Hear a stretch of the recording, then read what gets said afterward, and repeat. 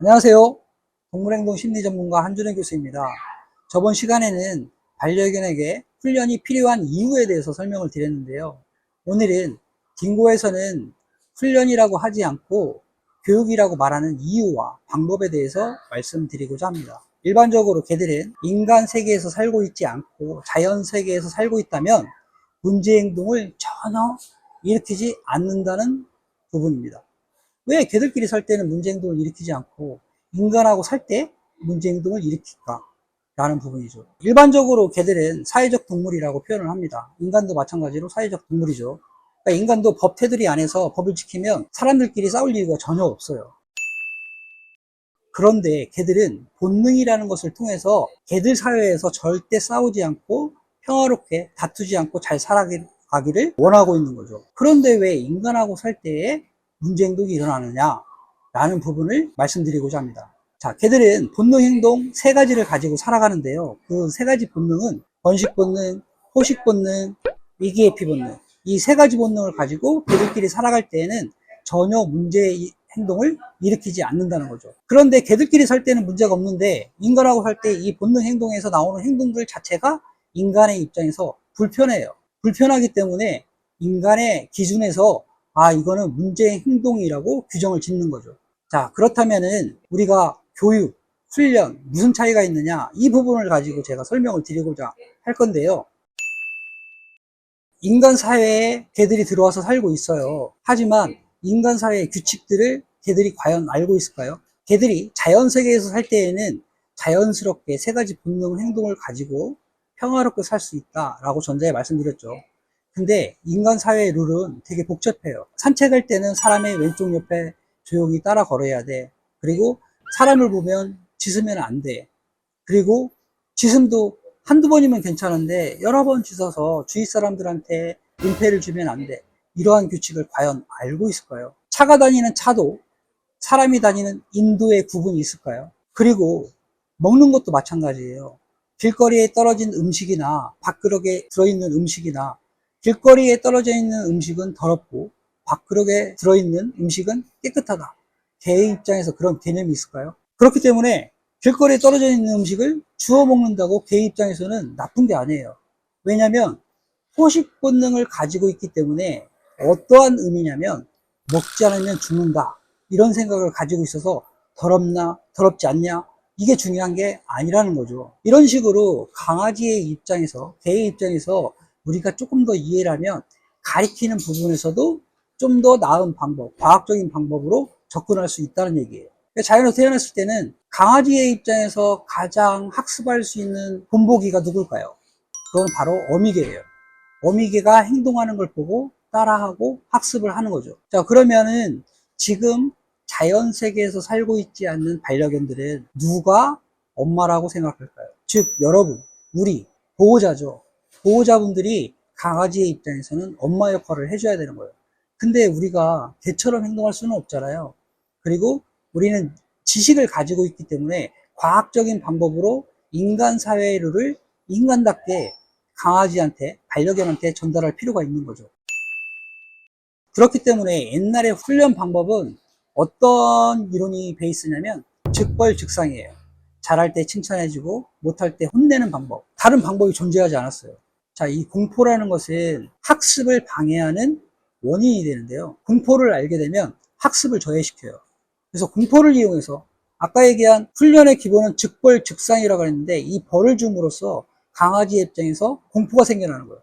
이 벌로 인해서 공포가 생기니까 학습이 안 되고 엄청난 리스크가 따라온다는 얘기죠. 그래서 딩고에서 교육과 훈련의 차이를 두는 이유는 이 부분이에요. 공포를 사용하지 않는다라는 거죠.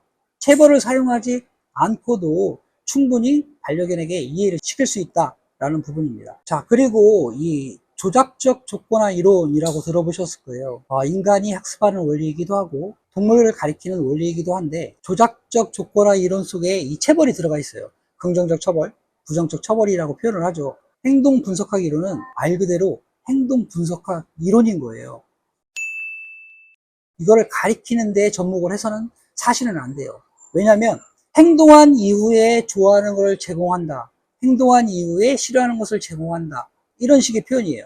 행동한 이유이기 때문에 이미 과거형이에요. 그렇기 때문에 걔들이 이해할 수가 없는 부분이라는 얘기죠. 우리가 체벌을 통해서 쓰는 단어들, 안 돼, 하지 마, 이런 표현을 하죠. 근데 과연 걔들이 안 돼, 하지 마의 표현을 이해할까라는 부분이에요. 일반적으로 걔들은 언어적 동물이 아니에요. 앞에서 설명드렸듯이 걔들은 바디랭귀지를 통해서 서로 소통하는 동물인데, 인간의 언어를 알아듣는다? 알아듣는다라고 생각하고 계시는 분들을 많을 텐데요. 걔들은 일반적으로 주파수를 이용해서 이 신호를 어떠한 의미가 있구나 라고 연관학습을 하는 특성을 갖고 있어요. 그래서 언어가 아닌 비언어적인 표현, 바디랭귀지를 사용한다 라고 알고 계시는 게 정답입니다. 특히 이 조작적 조건화 이론을 사용하면서 안 돼, 하지마, 이해하지 못한다라고 말씀드렸는데요. 왜 이해를 하지 못하냐면 행동이 없기 때문에 그래요. 짖는 거 하지마, 무는 거 하지마, 다 행동이 없는 거를 인간이 요구하고 있기 때문에 걔의 입장에서 이해할 수 없다라는 거예요. 근데 안 돼를 걔가 이해하고 있는데요 라고 생각한다면 여러분은 틀림없이 처벌을 사용하고 있다는 반증이에요. 왜냐하면 안 돼 한 다음에 혼났기 때문에 혼나는 걸 피하기 위해서 알아듣고 있는 거예요. 왜 혼나는 걸 피해서 알아듣고 있느냐라고 이렇게 표현을 하냐면요. 자, 행동한 이후에 벌이라는 것이 따라온다라고 했을 때 항상 뭔가 브릿지가 있어요. 우리가 옳지 하고 간식을 주면은 옳지란 말은 걔 입장에서 간식 줄게의 의미로 신호로 알아들어요. 근데 안 돼 하고 초코체이를 땡기거나 안 돼 하고 몽둥이를 들어서 때린다면은 안 돼란 말은 너 맞을 거야 라는 신호로 알아듣는다는 소리죠. 그래서 안 돼를 알아듣는 개들은 혼났던 경험이 있다 라고 볼 수 있는 거예요. 근데 이런 체벌을 사용하지 않았으면 하는 게 요즘 추세란 말이죠.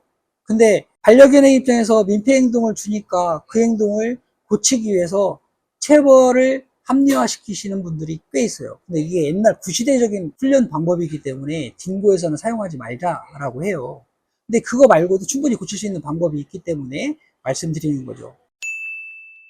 자, 체벌은 어떠한 리스크를 작용하냐면, 자, 안 돼! 라고 해서 한 대 때려서 행동을 멈추기는 했어요. 근데 안 돼라고 하지 않으면 어떻게 될까요? 해도 되나요? 해도 되죠.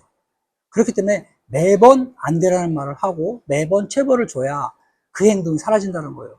그러면 가족이라고 생각하는 반려견에게 매번 혼내고 야단치고 이렇게 살아가야 된다는 얘기죠. 안 되라고 했으니까 멈춰졌으니까 행동이 고쳐졌을 거라고 생각하지만은 앞에서 얘기했듯이 안 되라고 하지 않으면 또 해도 돼 라는 것이 성립이 되기 때문에 문제를 고쳐진 게 아니라 대처 방법인 것 뿐이에요.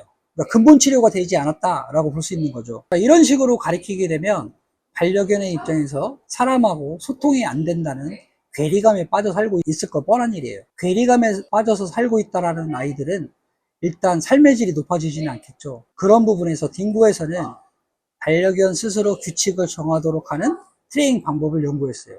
그게 바로 클리커 페어 트레이닝이라는 얘기예요. 그래서 클리커 트레이닝 할 때는 절대로 틀렸다는 신호가 없어요.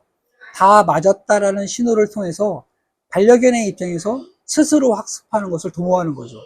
자, 자기가 스스로 생각하고 행동한 이후에 보상을 받았어요. 성취감이 생기죠. 자신감도 생기죠. 그리고 규칙을 이해하기가 되게 쉬운 거예요. 특히 왜 혼났다, 틀렸다라는 신호가 없냐면 이미 걔들은 인간 사회의 룰을 모르고 있기 때문에 뭐가 틀렸는지를 몰라요. 그렇기 때문에 정확하게 행동해야 될 이유부터 만들어주면서 그 행동을 스스로 규칙을 학습하도록 만들어가는 과정이죠. 이랬을 때에 반려견들은 자기가 규칙을 정하기 때문에 기억에 잘 남고 기억에서 금방 멀어지지 않는 거죠. 훈련하고의 차이점이 이런 부분이에요.